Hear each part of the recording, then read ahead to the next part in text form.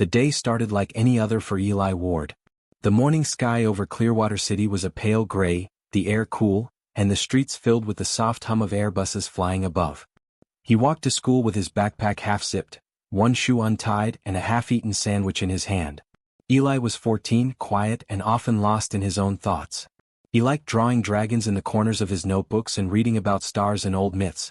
Most of his classmates thought he was strange, but he didn't mind. At Clearwater High, everything felt ordinary that day. The students laughed, the teachers rushed between classes, and the school drones floated lazily near the ceiling, scanning for trouble. Eli sat at his usual seat in the back of his science class. The teacher, Mr. Hargrove, was talking about chemical reactions, waving his hands in excitement as he dropped a tablet into a glass of water. It fizzed and turned blue. The class clapped half-heartedly. Eli barely listened. His mind drifted, as it often did, to the old stories he liked, the ones about dragons and fire and things that couldn't be explained. His mom always told him not to daydream too much, but he couldn't help it. He liked the idea that there was still mystery in the universe, even in a time where everything was scanned, tested, and explained. He felt a tickle in his nose, sudden and sharp. He reached for a tissue, but it was too late. He sneezed. It was a loud, echoing sneeze, followed by something no one could believe. A burst of orange light exploded from his mouth and nose, a rush of heat that set the front of his desk on fire. The entire room froze. For half a second no one moved. Then the desk cracked, a small tongue of flame licking the papers scattered across it. "Fire!" someone shouted. The class erupted in panic. Chairs toppled, students screamed, and the school drone flashed red lights as it sprayed foam into the air. Mr. Hargrove grabbed a fire extinguisher, stumbling toward Eli. When the white cloud cleared, the fire was gone, but the mark it left was burned deep into the desk. It looked like wings, black and sharp. Everyone stared at Eli. His hands shook. He could still feel heat on his lips. I don't know how," he stammered. Mr. Hargrove blinked at him. "Eli, are you all right?" "I think so," Eli whispered. His breath came out warm, glowing faintly orange. Within minutes the principal was there. Then the police. Then people Eli didn't recognize. Men and women in gray suits with glowing wristbands that displayed strange symbols. They asked questions he didn't understand. Was it an implant malfunction? Have you been exposed to synthetic material? Any off-world contact? Eli shook his head again and again. No. I'm just me. They took samples from his desk, scanned his hands and even checked his breath. The readings confused them. There was no sign of any device or chemical reaction. It was as if the fire had come from him alone. By the end of the day, the video had already spread. Every student had recorded it on their wrist comms. The news headline appeared before sunset. Boy sneezes fire in class. Miracle or mutation? At home, Eli sat at the kitchen table while his mother, Margaret Ward, paced the floor. She looked pale, her hands shaking as she stared at him. "Eli," she said softly, "something like this doesn't just happen. You could have been hurt. Someone could have been hurt." "I didn't mean to," he said. "It just happened." "I know." She stopped and took a deep breath. "There's something I need to tell you." Eli looked up. "What?" She sat down across from him. "You weren't born in a hospital," she said slowly. "You were found 14 years ago. The night the meteor fell outside town." He stared at her. "You mean, I'm adopted?" "Yes." She looked down at her hands. "You were a baby. Wrapped in something metallic like silver cloth. I thought it was a miracle you were alive. There was no sign of where you came from." Eli tried to speak, but no words came out. His chest felt tight, his throat dry. "Why didn't you tell me?" "Because I didn't know what it meant. I just wanted you to have a normal life."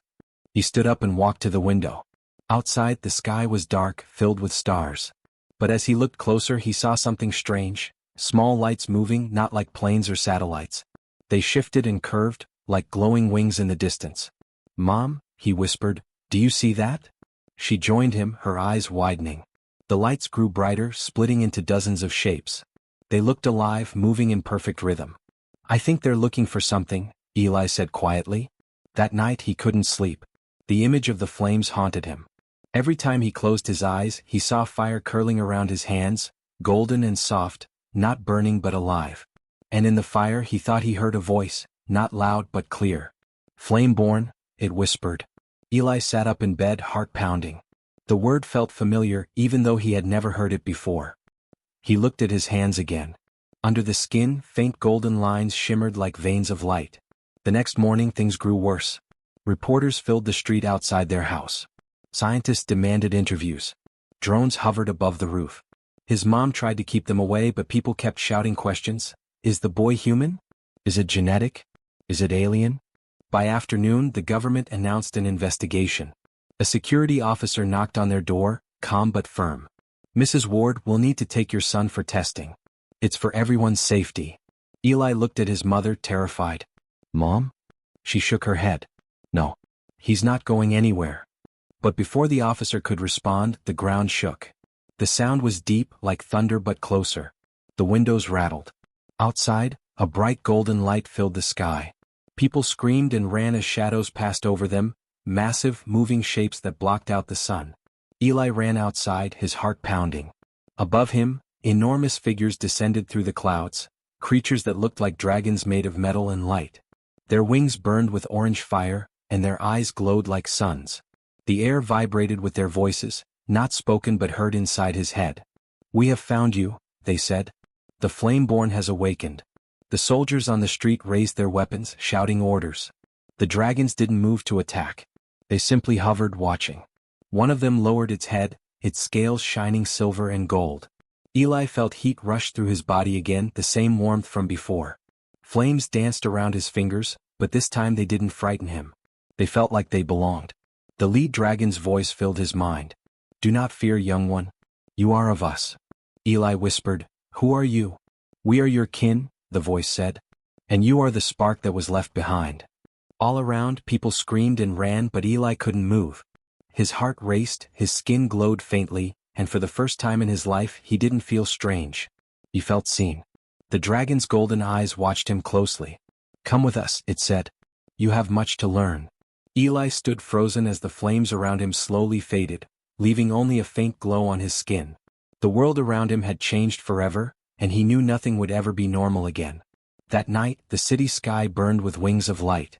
And somewhere deep inside, Eli felt a small voice whisper again. Flameborn. He didn't understand it yet, but he knew one thing. Something far greater than Earth had just noticed him. And it wasn't going to let him go. The next morning, Clearwater City didn't wake to its usual calm. People everywhere were talking about the lights in the sky and the strange fire from the boy who sneezed. News screens glowed on every corner, showing shaky videos of metallic wings moving through the clouds. Governments were sending warships to orbit. Scientists argued on television. Some said it was a hoax. Others whispered that it might be the first contact in history. Eli Ward sat by his window, watching reporters gather outside his home. Drones hovered in the air like flies, snapping pictures of every shadow. His mother, Margaret, had locked the doors and turned off every screen. She was pale and silent. The house felt smaller than ever. Eli's phone buzzed with messages. His classmates, strangers, and even people claiming to be scientists. Some begged him to come out and talk. Others called him dangerous. He wanted to scream, but the only sound that left his mouth was a faint crackle of heat. He looked down at his hands. The faint golden glow beneath his skin hadn't faded overnight. It pulsed softly like a heartbeat. He rubbed at it, but the light only grew brighter. His mom placed a trembling hand on his shoulder. Eli, she said softly, we need to leave the city. They'll come for you. Who? He asked. She hesitated. Everyone. Before she could say more, a sudden deep sound shook the house. The walls trembled, the windows rattled, and the street outside filled with shouts. Eli ran to the window. The sky was glowing red and gold. Above the city, something vast was descending. It wasn't a plane or a ship, it looked alive. Its shape was long, scaled, and bright, wings spreading wide enough to block out the sun. Flames trailed from its tail like ribbons of light. The air itself seemed to vibrate. People screamed. Cars stopped. The air was filled with the scent of burning ozone. And then another one appeared, smaller, sleeker, scales shining like polished steel. Then another. Soon there were dozens circling the city in silence. Eli felt the warmth inside him rise again. His heartbeat matched the rhythm of the beating wings above. He heard whispers in his mind, not voices exactly but thoughts deep and ancient. We are near. The flame stirs. Down the street, soldiers and armored drones began to fill the area. They formed a perimeter around the neighborhood, weapons ready. The sound of engines echoed above as fighter jets streaked across the sky. Stay inside, a soldier shouted through a speaker. By order of the Global Security Council, this area is under quarantine. Eli's mother pulled him away from the window. Don't let them see you, she said. But it was too late. A beam of golden light passed over the house, gentle but powerful. The air grew warmer. The roof cracked. A shadow fell across the yard, a massive silver-scaled creature landing silently on the street. Its eyes were bright and deep, reflecting the flames that burned within. The soldiers opened fire. Bullets sparked harmlessly against its scales. The dragon didn't fight back. It simply lowered its head and spoke, not aloud but into everyone's mind. We come for the Flameborn, it said. Do not resist. Eli felt the words echo in his chest. The dragon's eyes turned toward the house, locking onto him. The glow under his skin flared. He couldn't hide. Mom, he whispered, they're here for me. Margaret held his hand tightly, tears in her eyes. You're my son, she said. No one takes you away. The front door blew open before she could finish. The golden light filled the house, not burning but blinding. When Eli blinked, he found himself standing outside, face to face with the silver dragon. It was enormous, its head larger than their car, its wings folding neatly behind it. When it spoke again, its deep voice rumbled like thunder. You are of our kin, it said. Do not fear. Eli took a step back. I'm human, he said, his voice trembling. The dragon's golden eyes softened. Yes, it said, but not only human. You carry the spark of our fire, the lost flame that binds worlds. I don't understand, Eli whispered. You will, the dragon said. Come with us. Your kind is in danger because of what you are. Margaret ran forward. He's just a boy, she cried. The dragon lowered its head. He is more than that. The signal that awoke us came from him. His fire called across the stars. Now others will come, those who wish to destroy what remains of our kind. The soldiers shouted orders and drones began to close in. The dragon turned its gaze toward them. A wave of light swept through the street, and every machine froze in place. Their engines died. Their weapons melted like wax. The air around Eli shimmered with heat. The glow from his skin flared brighter, pulsing with each heartbeat. Flames flickered between his fingers again, harmless but alive. The dragon looked down at him with something that almost looked like pride. You are awakening, it said.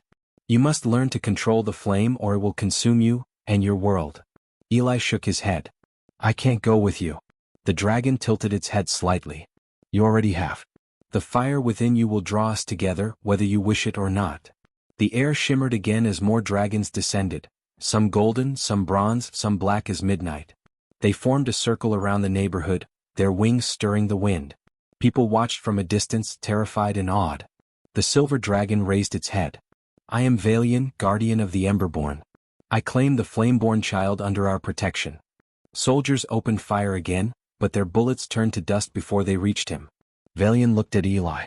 You must choose, he said. Come with us and learn the truth, or stay and watch your world burn. Eli's heart raced. He looked at his mother. Tears filled her eyes, but she nodded.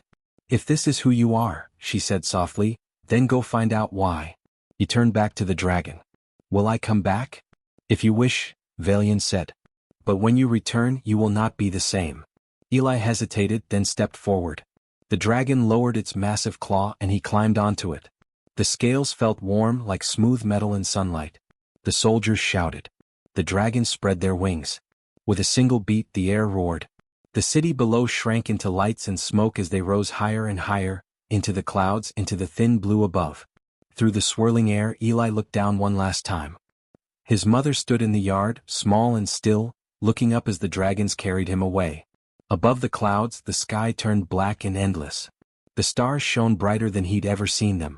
Far ahead, a great silver ship hovered in orbit, shaped like a dragon's head, glowing with inner fire. Valian's voice rumbled softly. Welcome home, Flameborn. Eli stared in awe. Home, he whispered. The dragon's golden eyes gleamed. Yes. You were born from the stars and now the stars are calling you back.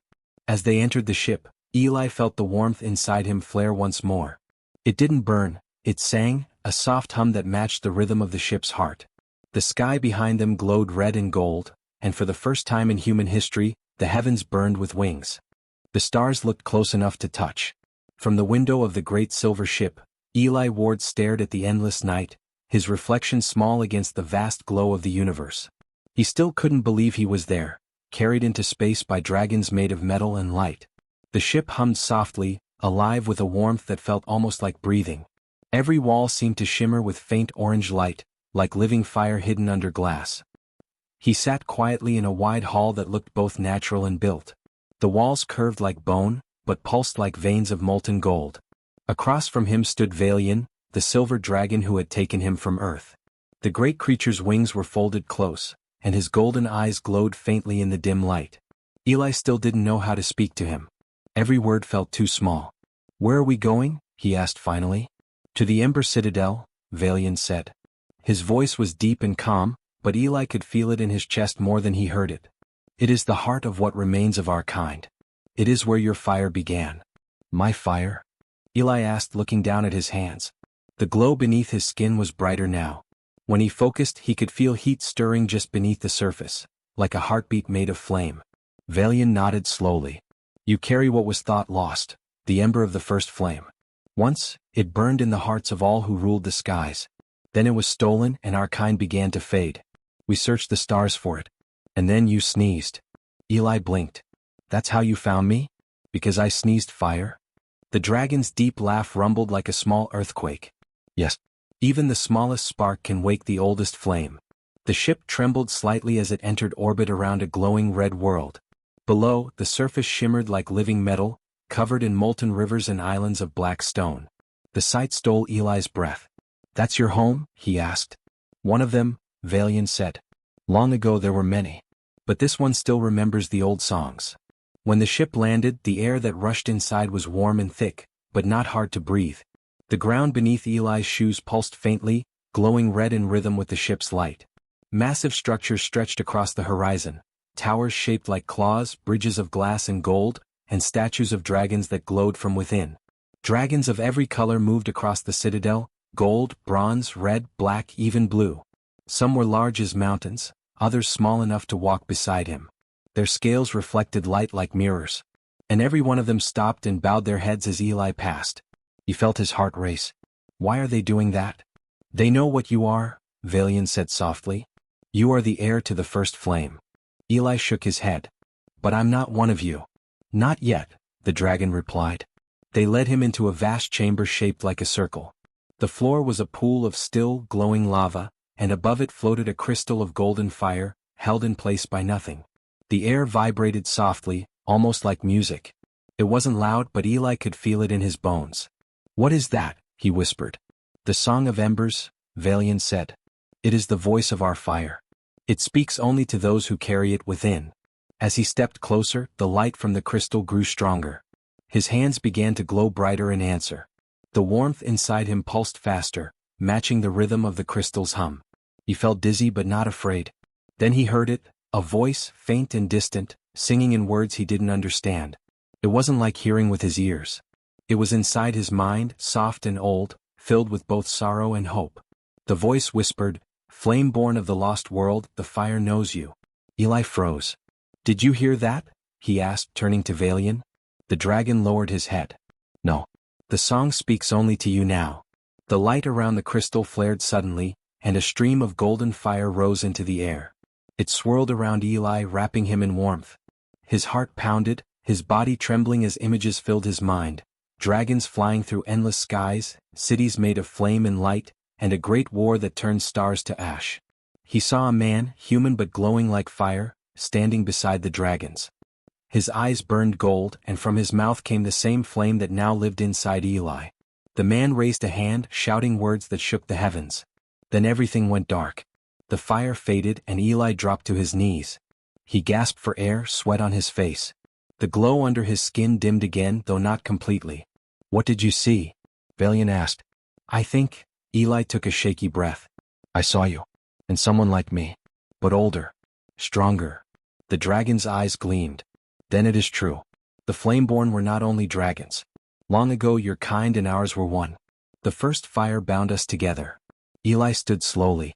His legs were weak, but he felt different, lighter, stronger, like something had unlocked inside him. "Why me?" he asked. "Why was I the one left?" "The fire chooses its keeper," Valian said. "It does not ask permission." Before Eli could speak again, the walls shook. A deep sound rumbled across the citadel, and the dragons outside roared in alarm. The air grew colder, the lights flickering. Valian's head turned sharply. "No," he whispered. "They found us." "Who?" Eli asked. "The Frostbound," Valian said. "The ones who stole the flame and tried to end it. They have followed your light across the stars." Through the chamber walls, Eli saw massive shapes appearing in the sky, dark ships shaped like claws, their edges glowing blue with frozen fire. Lightning cracked across the surface as explosions echoed in the distance. Valian spread his wings, molten light running along his scales. "Stay here. The Citadel will protect you." Eli reached out. "Wait. What can I do?" The dragon turned to him. "Listen to the song. It will tell you when to rise." And then he was gone, flying into the storm of light and ice above. Eli stood trembling as the chamber shook again. The crystal of flame pulsed faster now, like a heartbeat in panic. The voice in his mind returned, stronger than before. "Flameborn, your world burns again. Will you rise or will the fire die?" He took a deep breath. He didn't understand everything, but he knew one thing. If he did nothing, the dragons would die, and so would the fire that connected them. He stepped toward the crystal again. The flames reached out to him like hands. This time he didn't resist. He touched it. The fire didn't burn, it merged. The warmth rushed through him, filling his chest, his arms, his eyes. He saw everything, the dragons fighting in the skies, the world trembling beneath their wings, and above it all, a shadow made of ice and hate. He could hear the song clearly now. It wasn't just a voice, it was a promise. He raised his hands. Fire roared to life. The air filled with golden light, and the walls of the chamber shook as if cheering. The flames took shape around him, wings of light and heat unfurling from his back. He wasn't just human anymore. He was something in between, born of fire and flesh. The song whispered one last time, "Go, Flameborn. The sky awaits." Eli looked toward the open sky above the citadel. The battle raged, but he no longer felt fear. He felt the flame inside him, strong and alive. And with a single blazing leap, he took to the air. The sky above the Ember Citadel burned with fire and ice. Golden dragons clashed with black ships that poured blue lightning across the red world. The air itself screamed as explosions shook the horizon. Mountains cracked and rivers of molten rock turned to steam. Eli flew among it all, his new wings of flame spreading wide. He could feel the heat of battle around him, the voices of dragons echoing in his head like a chorus. Valian's voice cut through the storm. "Stay close, Flameborn. The Frostbound seek you above all else." Eli flew beside him, his heart pounding. He still didn't fully understand how his wings worked. They weren't real, made of light, of fire, but they obeyed his thoughts. He moved as if he'd done it his whole life. His body no longer felt heavy, it felt like air and heat and purpose. Everywhere, dragons battled ships that looked like floating shards of ice. The frostbound ships released beams that froze everything they touched. One of them hit a bronze dragon, and she fell screaming, her wings covered in frost before she shattered in midair. Eli's chest ached. "We have to help them." Valian roared, flames spilling from his mouth. "Then help. The fire inside you was not given to hide." Eli looked down at his hands. The golden light under his skin blazed brighter. He stretched his arm toward the nearest ship. The moment he did, fire leapt from his palm, a long stream of orange and gold. It struck the ship's frozen hull and melted it instantly. The vessel spun out of control and exploded in a burst of blue light. He gasped. "I did that." "Yes." Valian called. "Now again." Eli's fear turned into focus. He moved through the sky, throwing bursts of flame from his hands. Each blast was guided by instinct, not thought. It felt natural, like breathing. One by one, the smaller ships began to fall. But the sky was still full of shadows. The frostbound fleet was massive, their largest ship dark as night, glowing faintly blue at its center. From that ship came a voice, cold, distant, and full of hatred. "So the child awakens," it said, echoing across the air. "The stolen flame burns again." Eli froze. "Who is that?" Valian's wings flared. "Their leader. The Frost King. He was once of the flame before he turned it cold." The voice spoke again, louder now. "You do not belong to them, child of Earth. The dragons will use you as they did before. Come to me and I will free you from the fire's curse." Eli shook his head. "You froze their world. You killed them." "Because the flame brings only war," the voice said. "Fire burns everything it touches. You will see that soon enough." Before Eli could answer, the Frost King's ship fired. A beam of pale blue light shot downward, striking the citadel. The impact tore through the towers, splitting the ground apart. The lava rivers froze in an instant. No! Valian roared. He dove toward the ground, flames streaming behind him. Eli followed, his heart racing. The citadel was breaking apart. Dragons fell from the sky, some burning, some frozen.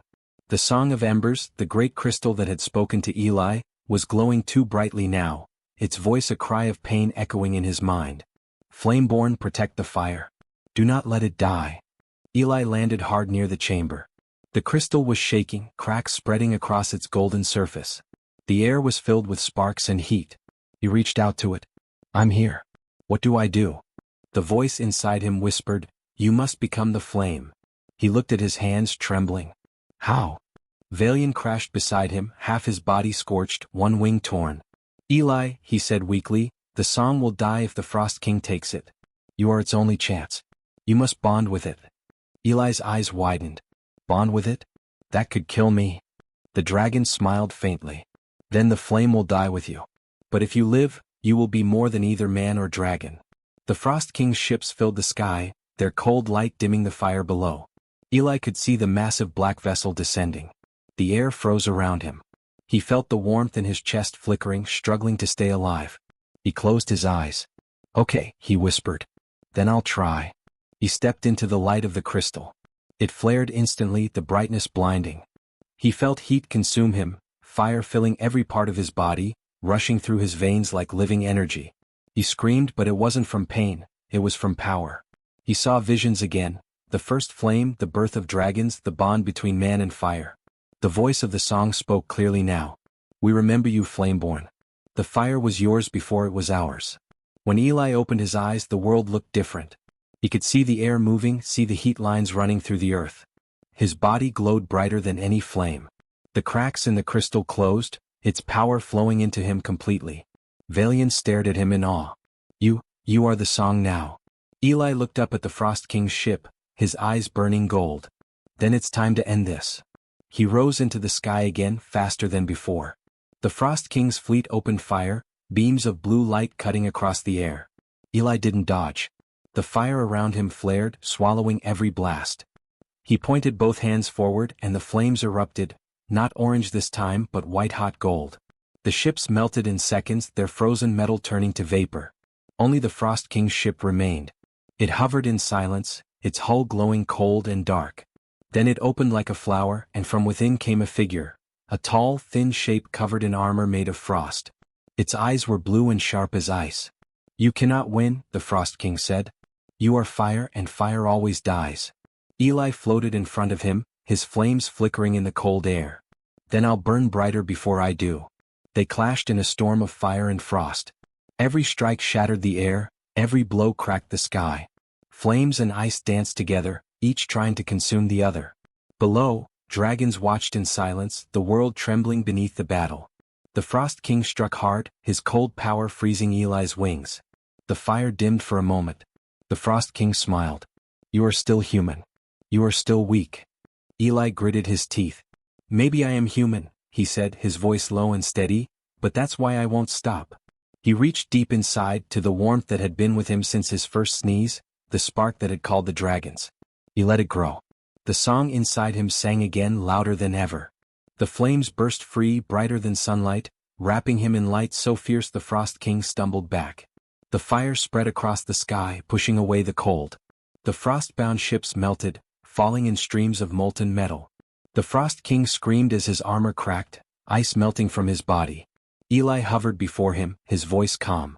The flame doesn't just destroy, he said. It gives life. And with one last burst of light, the Frost King vanished, his cold fading into nothing.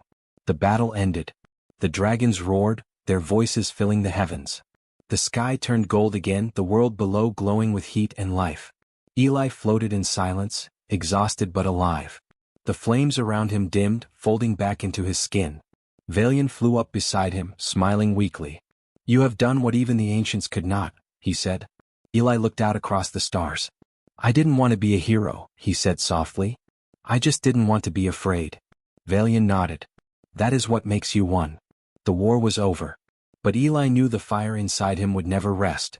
It wasn't just a gift, it was a promise. The smoke had faded. The sky above the Ember Citadel was calm again, the first stars blinking through the red mist. The war was over. The frost-bound fleet had fallen, their ships melted into rivers of glass that now shimmered under the glow of the molten fields. The air was still warm, humming with quiet life. Eli Ward stood at the edge of a cliff overlooking the ruined battlefield. The light of his own fire still flickered faintly beneath his skin, though he could no longer hear the song inside him as clearly as before. He felt empty and full at the same time, like a flame that had burned too long but still refused to die. Behind him the dragons gathered. Some were wounded, others tired but all alive. Valian, the great silver dragon, stood closest, his scales dimmer now, his wing torn from battle. Yet his eyes shone with pride and something almost like peace. "You have done what none of you could," Valian said softly. "You carried the flame through death and brought it back to life." Eli looked at the glowing horizon. "I didn't do it alone," he said. "You all fought. You believed in me when I didn't even understand what I was." The dragon's deep laugh rumbled through the warm air. "Belief is the first spark. You gave us the fire to follow again." All around, the other dragons bowed their heads, their massive forms reflecting the firelight like golden mirrors. Eli felt small among them but for once not out of place. The warmth in his chest pulsed softly, steady and calm. "Is it really over?" he asked quietly. "For now," Valian said. "But peace is not the end of fire, it is its breath. The flame must be watched, guarded, shared. That is your task now." Eli frowned slightly. "My task?" "You are the flame-born," Valian said. "You carry the song now. Its voice lives in you." Eli looked down at his hands. They glowed faintly, a soft gold that didn't burn. "I don't know if I can lead anyone. I'm just a boy from Earth." Valian lowered his head, his golden eyes kind. "Then you will lead as a boy from Earth. With heart, not fear. That is what our kind forgot." Eli didn't answer right away. He stared at the horizon where the fire met the stars. For the first time the light looked gentle. Not something that destroyed, but something that warmed. The dragons began to rebuild their citadel, melting frozen stone back into glowing walls. The rivers of lava flowed again, bringing warmth to the land. The great crystal that had once been the Song of Embers was gone, its power now part of Eli. But everywhere he walked, small flames bloomed in his footsteps, harmless and bright. Days passed. The sky cleared and the air grew calm. Dragons returned from across the system, answering the call of the reborn fire. They built new homes and carved new songs into the mountain walls. And everywhere Eli went among them, learning, listening and teaching what he could. But he couldn't stop thinking about Earth. About his mother Margaret, standing alone as the dragons took him away. The thought never left him. One evening, as the twin moons of the Ember world rose over the molten plains, he turned to Valian. "I want to go back," he said. "To tell her I'm all right." The dragon nodded slowly. "The fire within you belongs to all worlds. It will always guide you home." The next day the dragons gathered once more. A ship unlike any other was made for him. A vessel shaped like a dragon's wing, powered not by engines but by flame. When Eli touched it, the metal glowed faintly gold. It responded to his heartbeat. "Are you sure you wish to return?" Valian asked. "The humans may not understand you now." Eli smiled faintly. "Maybe not. But I understand myself." Valian lowered his massive head until his eyes were level with Eli's. "Then go, Flameborn. The stars are your home but so is the world that gave you breath. Carry the fire to them, not as a weapon but as light." Eli placed a hand against the dragon's snout. "Thank you," he said quietly. "For everything." The dragon's voice was soft. "We will meet again. Fire always finds its own." As the ship lifted off, the dragons roared together, their voices rising into the sky like a song of farewell. The world of fire grew smaller behind him, until it was just a bright spark in the distance. Eli sat in silence as the stars stretched before him. The ship moved faster than anything human had ever built, guided by the living flame inside him. He could feel the song again, soft, calm and warm. It didn't speak in words anymore. It simply hummed, a melody of life. When Earth came into view, Eli's heart ached. The blue world looked peaceful, small and familiar. He landed outside Clearwater City, far from where the crowds had once gathered. The streets were quiet now. No one knew he was coming. He walked home under a dawn sky. The old houses were the same, though a few had scorch marks from the day the dragons came. His mother's house still stood. The garden was overgrown, the lights dim. He stepped up to the door and knocked softly. For a moment there was no answer. Then the door opened. His mother stood there, older, tired, but still the same. Her eyes widened when she saw him. "Eli?" she whispered. He smiled faintly. "Hey, Mom." She covered her mouth with her hands, tears filling her eyes. "They said you were gone, that you were taken?" "I came back," he said. "I had to." She threw her arms around him, holding him tight. He hugged her back, careful not to let the warmth inside him burn too bright. For the first time in what felt like forever, he felt home. When she pulled away, she noticed the faint golden glow on his skin. "You're different." "Yeah," he said softly. "But I'm still me." They sat together as the sun rose, light spilling through the window. Eli told her about the dragons, the citadel, the song, and the battle that ended the war.